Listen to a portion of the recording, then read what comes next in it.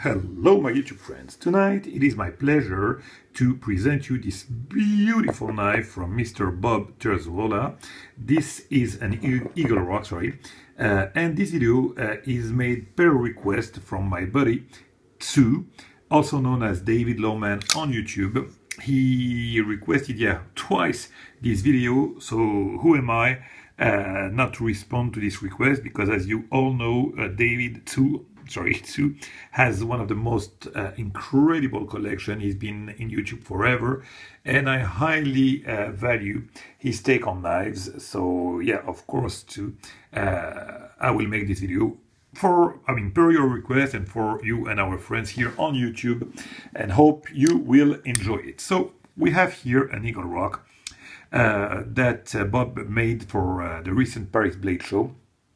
I have to say that usually I'm not really fan in the finish of Bob Terzuola's knives. They kind of a little bit traditional for me. This one, as if you don't see it, I mean, I'm gonna describe it for you, but this one has a very not only tactical package, but a very modern package. Look at that. I mean, let's start from the beginning with the handle. We have here a marble carbon fiber. I mean, it's kind of unusual for Bob to use either carbon fiber, but especially this marble carbon fiber that is very very modern. Here you have this beautiful bolster in Chad Nichols Mokutai, very nice aspect. And you know what? It's a raw aspect, so it gives you some grip. So when the knife is open here, I'm telling you, you have some very nice grip on the bolster. It's not an even and plain Mokutai, and this is very appreciable. And there also, it is something that I absolutely adore. You have those sterling silver inlays. So those layers, my friend, serves no purpose except the fact that the maker is able, you know, to express his art by doing joints. Flawless joint. I mean, if he succeed in that endeavor, that, my friend, is just an absolute artistry. Now let's try to focus on that. You have here those three layers: carbon fiber, silver sterling, Mokutai. Look at that. You have this plane, and I can tell you that I feel the kind of grippy surface that you have here, and you almost can, you see, you can fathom how you know the structure is here. You see that it's not even. You see the kind of 3D aspect that you have here on the Mokutai. But let me tell you that the joint here, you can feel it. It's seamless. Here you have the cut here, and you see here a little contour here. So you have here, my friend, it's just absolutely incredible. I want you to understand that here you have three layers, and this cut here, this cut here, this is here, and here you don't find nothing. And here it's quite the same. Look at that. Boom, a little cut here. I mean, this is just incredibly well made knife. Of course, hands down, one of my 5 top knives with a finish like that on the handle. This is something absolutely incredible. Just the fact that you have a nice and even, you know, joint with only 2 layers, actually, a carbon fiber and Mokutai would be enough. But no, here he pushed the hassle to put another inlay and another way also to express his art. So the handle is just beautiful. Now I want you to look at that here, the choil also, the cut. I mean, whatever he does is surgical precision. Look at that. I mean, the finish here, the cuts here for the choil is just splendid. The only thing that I would have probably expect to be a little bit better would be the hardware. I mean, I'm not talking those screws. I can live with them, but you know, the pivot. And actually, as a matter of fact, for the G6, he went for a dress version like that, that looks quite the same grind. We're gonna come back to the grind.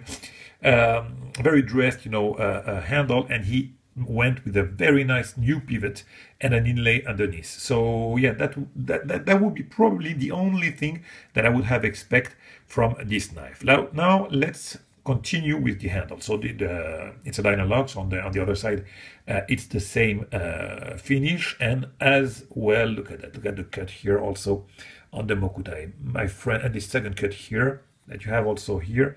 It's pointless. It's just again to it's not show off, but it's a way to show actually his artistry.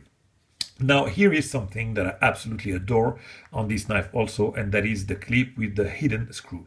It's a recent feature, because usually also one of the things that I don't really like on Bob Terzuola's knife are the clip. This one is tip-up carry, very modern, titanium in this nice and purple finish to reproduce the finish that you have here on the liners.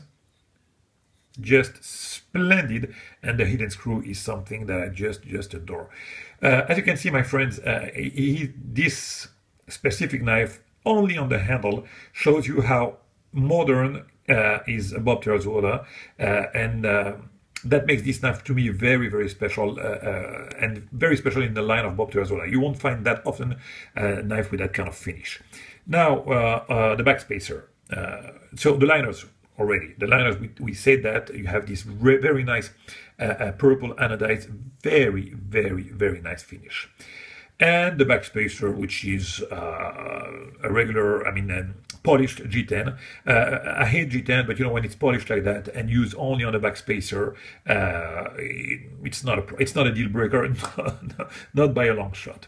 Then, what do we have here again on the handle? Nothing really special, but since we are on the liner, look at that. The engagement is just about perfect. I've heard a comment here and there by some people, a guy actually telling me that, yeah, they're a liner. Of course they're a liner, you stupid. I'm sorry, but I didn't say nothing else than it's a liner. Of course, those are liners. But when you have thick liners like that, it can very well be considered sometime, not this time actually, those are thick liners, but on the knife that I presented, the Q36, actually the liner were so thick that they were as thick as the frame lock. You know what? This is pointless. I will just check my video on the Q36, the RJ Martin, and you will understand what I mean. Enough said. This is a very nice and thick liner lock with the cut inside. I love that. And the engagement is just about perfect, no thickness whatsoever. The action is just buttery smooth. Then we arrive at the very important part of this knife, which is the fact that it's not only a thumb disc opening as usual, with Bob's knife, but yes, you have this feature, and that's a flipper, my friend. Yes, he just started to make flipper more often because it was very rare, but we have seen now popped some flippers, first at the Paris Blade Show, then at the G6. So you won't find that really often, but now it's not that rare. You can find some flippers because the last batch he made a lot of them. And when I say a lot, I'm talking custom production, but of course you can find some flippers from Bob Terzuola. But this one is probably, it's not because it's mine, but really one of the most beautiful, if not the most beautiful I've ever seen. So I wouldn't say a first flipper, but not for a guy that doesn't really use flippers, this one is just about excellent. It's just buttery smooth, as you can see. If you light switch it, it goes perfectly well. If you push flip it, it won't fail you. And it won't fail you because Bob is very used to make strong detent, because in order to open the knife with a thumb disc like that, you need to have a very nice detent. Otherwise, you don't have this explosion like that. And this is some feature that I absolutely love also about the action on Bob's knife, is that detent, which is about perfect, because as you can see, you can push whatever with strength you want. This blade will stay in this position. Blade centering, as you can expect, is spot on, just spot on. And now a little word about this beautiful grind. And that, my friend, is just awesome! Ha! Yes, that it is, my friend. It's a compound grind and a refined grind. This is, I mean, the closest thing to perfection that I've ever seen. No need to describe, just to look at this beautiful light and delicate stone wash, this footer, the nice hollow grind that you have here on the main edge, the small first edge, leaning edge. You know, it can be described as a tento or modified tento, call it whatever you want, but the swedge here, I mean, the compound grind here is just delicate because it's not outrageous. You know, you have here mostly, you know, a flat and a hollow grind here with the footer, but the compound is just delicately done here on the tip, you know, here and on the swedge. That makes the compound, but that makes it also very delicately done. Yeah, of course, same on the other side. Yeah, that thing is something really that bothers me a lot, that you can see here the ball detent. For whatever reason, makers, they just need to add a millimeter more of the bolster here, and it would hide this, I don't know, I mean, Elish Lewis does that. I mean, I've talked about that already, and I have no clue why they go for that. Anyway, that's a big knife, my friend. It's an Eagle Rock, so the blade length is 4, if I'm not mistaken, 4 1/8 of an inch. And yeah, you have a very nice feel in hand. I mean, it's just a knife that you want to carry, that you want to use, that you want to fondle with. It's sharp as hell. Of course, it's rock solid, no blade play whatsoever. I mean, you know when you buy a Bob Terzuola, I mean, you know first, but you have the confirmation when you get it in hand. You know that you're gonna have some perfection. I mean, Bob is the father of tactical knives, and you can understand why. On the spine of the blade, we have here the jimping, which is, well, it's not the best feature here. It's not really effective, but you have the nice guard here for the flipper. But actually it works as a guard. As you can see here, the cut is done on purpose, because if you want to use it as a guard, you can use this choil for a front grip like that. Okay, then you can use this choil for this grip with 4 finger, very secure grip, and use the jimping here, but again, not very effective. But for a combat situation, you don't need this jimping.